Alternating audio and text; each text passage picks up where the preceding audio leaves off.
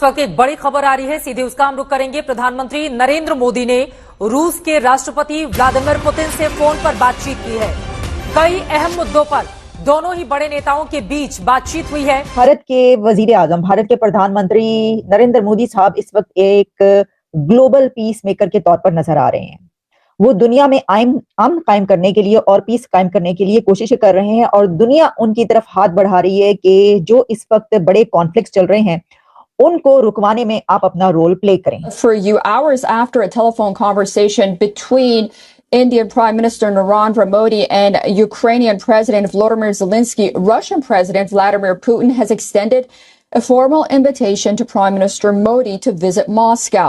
जरा इम्पोर्टेंट एक डेवलपमेंट है और वो ये है कि भारत के जो वजीर आजम हैं नरेंद्र मोदी साहब, उन्होंने एक टेलीफोन कन्वर्सेशन की है प्रेसिडेंट साहब से और ये जो कुछ बातें हुई हैं वहाँ पे कि एक तो प्राइम मिनिस्टर जो भारत के हैं वो कह रहे हैं जी हम अपनी पीस एफर्ट्स की तरफ इशारा कर रहे हैं कि हम वो कोशिश कर रहे हैं। दूसरा वो ह्यूमैनिटेरियन असिस्टेंस की भी बात कर रहे हैं।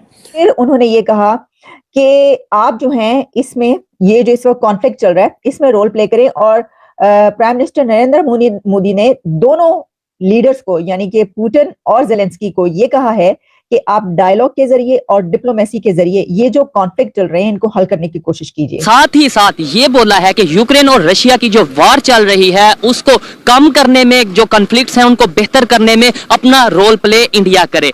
उन्होंने रशिया की बहुत तारीफ की है। रशिया से उन्होंने कहा कि हम अपना एक उन्होंने बेस्ट फ्रेंड मेरा ख्याल है बोला है रशिया को, if I am not wrong. कैसे सर बैलेंस कर रहे हैं, अमेरिका के साथ भी टर्म्स हैं और रशिया।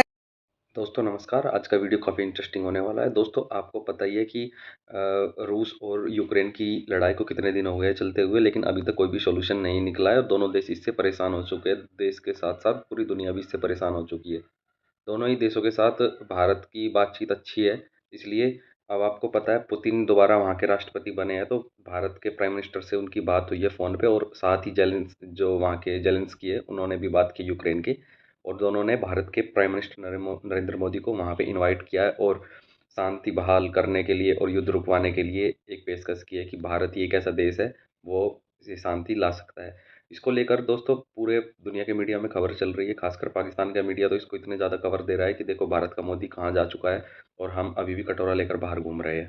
दोस्तों पाकिस्तानी मीडिया की ये क्लिप देखते हैं, फिर बाकी बात बाद में करते हैं। चलिए दोस्तों, भारत के वजीर आजम, भारत के प्रधानमंत्री नरेंद्र मोदी साहब इस वक्त एक ग्लोबल पीस मेकर के तौर पर नजर आ रहे हैं। वो दुनिया में अमन कायम करने के लिए और पीस कायम करने के लिए कोशिशें कर रहे हैं और दुनिया उनकी तरफ हाथ बढ़ा रही है कि जो इस वक्त बड़े कॉन्फ्लिक्ट्स चल रहे हैं उनको रुकवाने में आप अपना रोल प्ले करें। कि चंद ही घंटों के अंदर with in few hours Narendra Modi साहब की बातचीत हुई है जेलेंस्की साहब और पुतिन साहब से, यानी कि प्रेसिडेंट पुतिन और जेलेंस्की ने टेलीफोन कॉल की हैं प्राइम मिनिस्टर नरेंद्र मोदी को। अब हुआ ये कि पहले उनकी बातचीत हुई, उनकी टॉक हुई प्रेसिडेंट पुतिन के साथ और उस पे उन्होंने उनकी लैंडस्लाइड विक्ट्री पर उनको मुबारकबाद पेश की और एक मरतबा फिर जो है हुकूमत बनाने पे उन्होंने कहा कि जनाब आपने जो है बड़ी आपको मुबारकबाद। मैं आपको बता देती हूँ, उन्होंने कहा अपनी ट्वीट में लिखा कि spoke with president Putin and congratulated him on his re-election as the president of the Russian Federation. We agree to work together to further deepen and expand India-Russia special strategic partnership in the years ahead. ठीक है, लेकिन उसके बाद उनकी Zelensky से भी बात हुई और जेलेंस्की साहब जो हैं उन्होंने नरेंद्र मोदी साहब को अपने मुल्क में आने की दावत भी दे दी और उनको ये कहा कि जो इंडियन स्टूडेंट्स हैं हम चाहते हैं कि वो वापस आए हमारे पास, हमारे मुल्क में पढ़ने के लिए। हम उनको बुलाना चाहते हैं। आपको पता है जब जंग स्टार्ट हुई थी तो वो जो है वो वहां से चले गए थे। तो स्टूडेंट्स, जाहिर है दुनिया की जब जंग वहां पे किसी मुल्क में स्टार्ट होती है तो स्टूडेंट फिर अपना बोरिया बिस्तर उनको बांधना ही पड़ता है, लेकिन फिर भी बहुत से रहते भी हैं। अच्छा, एक तो उन्होंने कहा कि इंडियन स्टूडेंट्स वापस आए, फिर उन्होंने कहा कि इलेक्शन के बाद आप हमारे मुल्क में तशरीफ लाएं और फिर उन्होंने ये कहा कि आप जो हैं इसमें ये जो इस वक्त कॉन्फ्लिक्ट चल रहा है इसमें रोल प्ले करें और प्राइम मिनिस्टर नरेंद्र मोदी ने दोनों लीडर्स को यानी कि पुतिन और जेलेंस्की को ये कहा है कि आप डायलॉग के जरिए और डिप्लोमेसी के जरिए ये जो कॉन्फ्लिक्ट चल रहे हैं इनको हल करने की कोशिश कीजिए। वॉर जो है वो अनवारंटेड है, अनवांटेड है, इसकी जरूरत नहीं है। तो जंग को खत्म करें और टेबल पर आए, डायलॉग करें और डिप्लोमेसी के थ्रू ये जो यूक्रेन और रशिया वॉर है इसको खत्म करें। ये बात हुई। अब आपको याद होगा हमने कुछ दिन पहले आपको ये खबर पहुंचाई थी कि अमेरिका की तरफ से ये कहा गया है कि जिस वक्त ये खबर कुछ आ रही थी कि प्रेसिडेंट पुतिन कहीं न्यूक्स इस्तेमाल ना करें, कुछ ये बात कह रहे थे ना, अभी खैर वो कह रहे हैं कि जो वो ऐसे हथियार इस्तेमाल कर देंगे फिर कि बस फिर दुनिया जो है वो देखती की देखती रह जाएगी। तो उन हथियारों को इस्तेमाल ना करें ये कहलवाने के लिए अमेरिका की तरफ से टेलीफोन गया था और रिक्वेस्ट गई थी प्रेसिडेंट जो बाइडेन की नरेंद्र मोदी को कि जनाब आप ऐसा करें कि ये रशिया से बात कीजिए और इनसे कहिए कि इस तरह के हथियार इस्तेमाल ना करें। तो उसी वक्त जो है वो ये कहा गया था कि बल्कि इससे पहले से ही आपको याद होगा कि जिस वक्त ये अभी यूक्रेन और रशिया की वार स्टार्ट हुई थी तो कहा था कि कौन रुकवाएगा, तो कहा गया था कि सिर्फ एक ही इस वक्त लीडर है दुनिया में ऐसा बड़ा कि जो हर एक के साथ जिसके ताल्लुकात अच्छे हैं और वो हर एक को कुछ भी कह सकता है और सब उसकी बात मानते भी हैं और उसको बॉस बोलते हैं। तो उस वक्त भी मोदी साहब की तरफ से कहा गया था कि ये जंग का इरादा नहीं है। हालांकि बड़े क्लोज टाइज, मतलब रशिया को उस वक्त पुतिन को ये कह देना बड़ी बात थी। ये कोई ऐसा ही मुल्क और ऐसा ही लीडर कह सकता है जो इंडिपेंडेंट और जो अपने पांव पर खड़ा हो, जिसको पता हो कि मैं ये कहूंगा तो ठीक है, ओके। अगर रिलेशनशिप है तो दोनों का एक ही लेवल पर है ना, पार्टनरशिप है, ये तो कोई ऐसी थोड़ी है कि हम ये नहीं कह सकते, क्योंकि जंग से पूरी दुनिया ही मुतासिर है। तो इस वक्त ये कहा जा रहा है कि विद इन फ्यू आवर्स में उनके दो बड़े लीडर्स जो ऐसे हैं जिन्होंने उनको बार बार फोन किया, पहले फोन किया, फिर उसके बाद प्रेसिडेंट पुतिन ने जब ये देखा कि जेलेंस्की साहब जो हैं वो यानी कि कुछ होता है ना कि they are trying to attract Modi साहब के जनाब आप हमारी तरफ आ जाइए और इनको मना कीजिए, तो उसके साथ ही फिर पुतिन की तरफ से दोबारा नरेंद्र मोदी के साथ उनकी बातचीत हुई और उन्होंने कहा कि आप आइए हमारे मुल्क में, यानी उन्होंने भी अपने मुल्क में आने की दावत दे दी है। और सेकेंडली अभी रशिया और यूक्रेन की जो वार चल रही है, यूक्रेन के प्रेसिडेंट ने इंडियन प्राइम मिनिस्टर को ये रिक्वेस्ट की है कि आप हमारे ये जो कन्फ्लिक्ट्स हैं इनको खत्म करने में या कम करने में अपना रोल प्ले करें।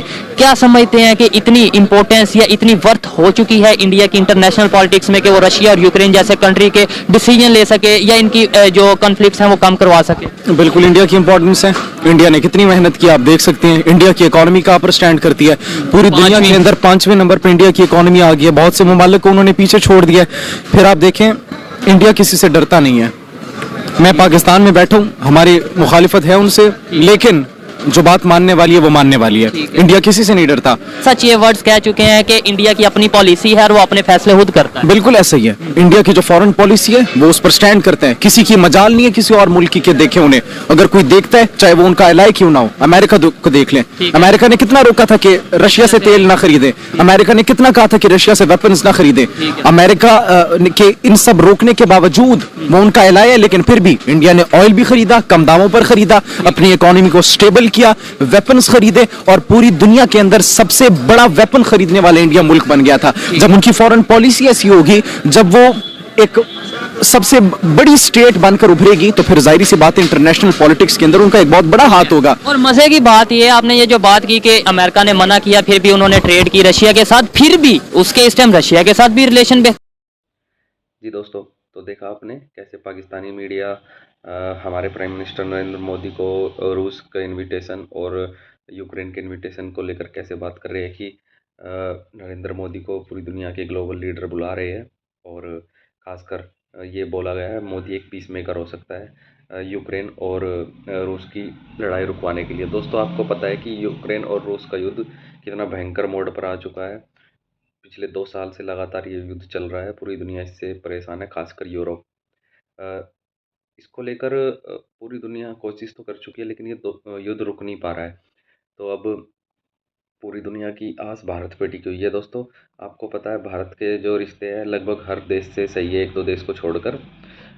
रूस, भारत ही एक ऐसा देश है जो रूस और वेस्टर्न कंट्री से एक साथ बात कर सकता है एक ही टाइम पर और एक ही सिचुएशन में।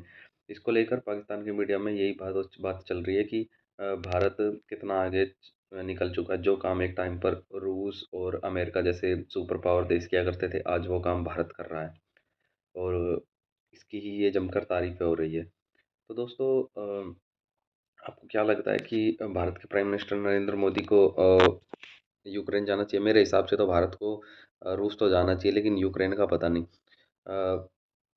आपको पता है अब भारत में इलेक्शन आ रहे हैं, इसको लेकर अभी भारत का जो फॉरेन मिनिस्ट्री है सिर्फ वो ही फॉरेन मामलों में एक्टिव है, जो भारत का प्राइम मिनिस्टर है। और ये अभी ये इलेक्शन टाइम में इलेक्शन के चक्कर में ही लगे हुए हैं बस। देखने वाली बात होगी अगर भारत के नरेंद्र मोदी तीसरी बार री इलेक्ट होते हैं, जो कि सारे सर्वे में बताया जा रहा है कि री इलेक्ट होंगे, तो वो रूस जाते हैं या यूक्रेन जाते हैं, आने वाला टाइम ये तो बताएगा। और फिर देखते हैं पाकिस्तानी मीडिया का क्या रिएक्शन होगा इस चीज़ पे।